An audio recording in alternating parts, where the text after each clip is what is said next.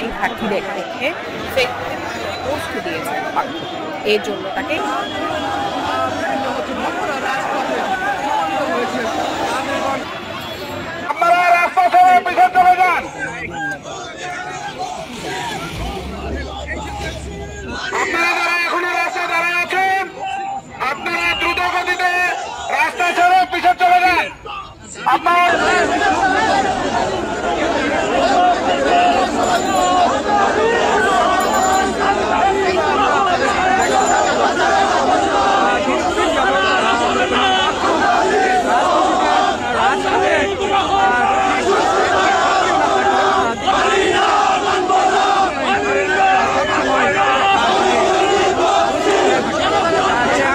শান্তিপূর্ণ র্যালিতে ঢাকার প্রতিটি থানা এবং ওয়ার্ডের নেতাকর্মীরা যোগদান করেন।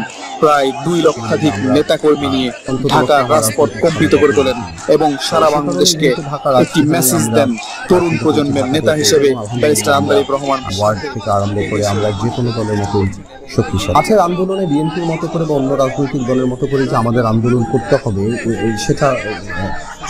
সেটা কোনো বাধ্যবাধকতা নেই। আমরা রাজনৈতিকভাবে আমাদের সংগঠন করছি এবং আমরা আমাদের মতো করে সময় আমাদের মতো করে আমরা দাবি আদায়ের জন্য আমরা নামবো। কিন্তু বিএনপির মতো করেই যে আমাদের আন্দোলনে যেতে হবে আমার মনে হয় অন্যান্য রাজনৈতিক দলে যাদের সাংগঠনিক অবস্থানে তাদের স্বাভাবিকভাবে সেভাবেই যেতে হয়।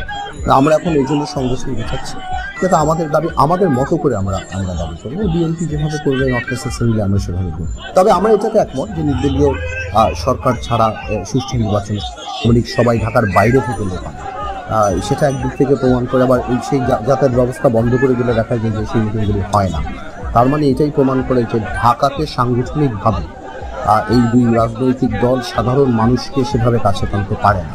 তো সেই কারণেই আমরা গত 4.5 বছর ঢাকাতে পেয়েছি। আমি ব্যক্তিগতভাবে প্রায় 15 বছর জাতীয় রাজনীতি করি। তো আলহামদুলিল্লাহ আমি দেখেছি সেই রেসপন্স অনেক প্রদান সকল জাতীয় রাজনৈতিক নেতাকে শ্রদ্ধা করে এবং কোনো মৃত ব্যক্তিকে সমালোচনা না করে এবং শিক্ষিত তরুণদের বা শিক্ষিত সমাজকে রাজনীতিতে নিয়ে আসার জন্য বাংলাদেশ জাতীয় পার্টি একমাত্র প্ল্যাটফর্ম। এখন এই মুহূর্তে যেই 2 দলের রাজনৈতিক কালচার এমন জায়গায় চলে গিয়েছে যেখানে রাজনীতি মানে হানাহানি মারামারি বা একটা এমন পর্যায়ে চলে গেছে সেখানে মানুষ যে রাজনীতি বিমুখ হয়ে গিয়েছে সেটাকে বিভিন্ন ভোটে দেখেছে। তার উল্লেখযোগ্য উঠেছিল